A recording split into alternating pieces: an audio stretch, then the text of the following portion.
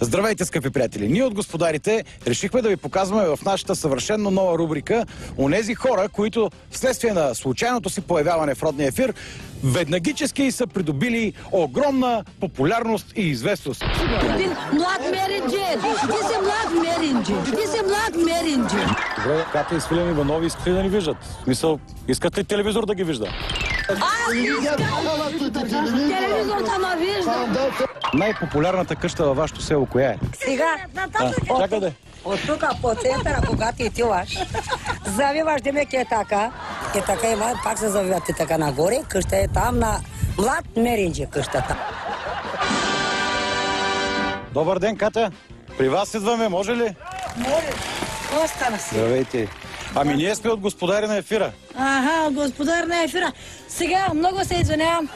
Що се направи разни глупости? Кога? Разбрахме, че имате някакви претенции.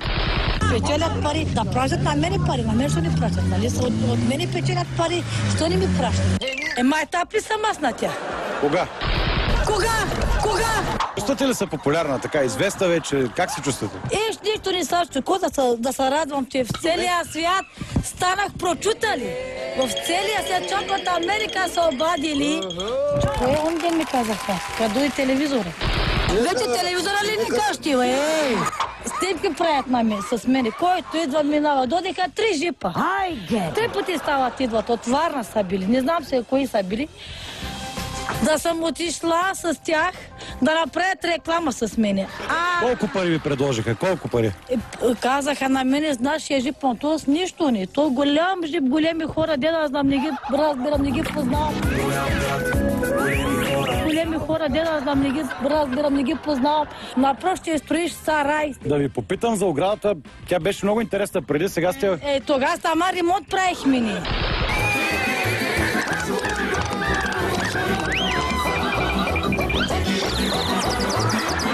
Да взема на вас тоягата.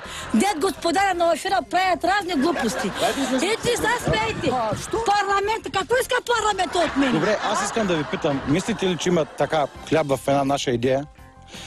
Това село официално тук да развива туризъм, защото това е селото на меринджея. Ела такава, ела виж какво казват. Това е брандинг. Вие разбирате ли, ако бяхте в Америка, щяхте да имате милиони? В Америка, да му убиете хората там. Да му събдят чиста гола. Може ли късакън да не отиваш лудо? Ще събдят хората чиста гола. Знаеш ли, това е герой от един много голям филм, много известен. Прилича ли ти малко на мъжете? Не. Бърка се. Прилича ли на тебе? Де сте прилича на мъжете? Добре, дай една усмивка, приятелю. Да, хората от протеста в София написаха: аз не искам олигарски за млад меринджей. Значи, какво означава? Аз ще кажа, че твоите думи стигнаха в София и ги обърнаха срещу правителството. Ти си фактор в тази държава вече. Ти как ги мислиш тези работи? Ще падне ли правителството коне или ще падне ли правителството да? Ко? Не. Ще падне ли? Ще падне? Защо? Защото не ги искат хората, и тойто. Какво точно значи да се определяш 24? Господин млад меринджер, 24 села определяш. Ако ти пусти ги, ще видиш. 24 села вика управлявам, млад меринджер съм. Те го назначили на работа. Коя е сега тази дума? Меринджей? Де да знам. Меринджей? Меринджер ли? Меринджер ли? Аз не знам как. Както дойде. Нали казвам сега меринджер ли, рейнджер ли, беринджер ли? Те там знаят как е думата да направят. А вие гледате ли Господари на ефира? Аз сателит турско гледам. Господари на ефира не сте гледал? Не сме гледали. Цялото село е гледало.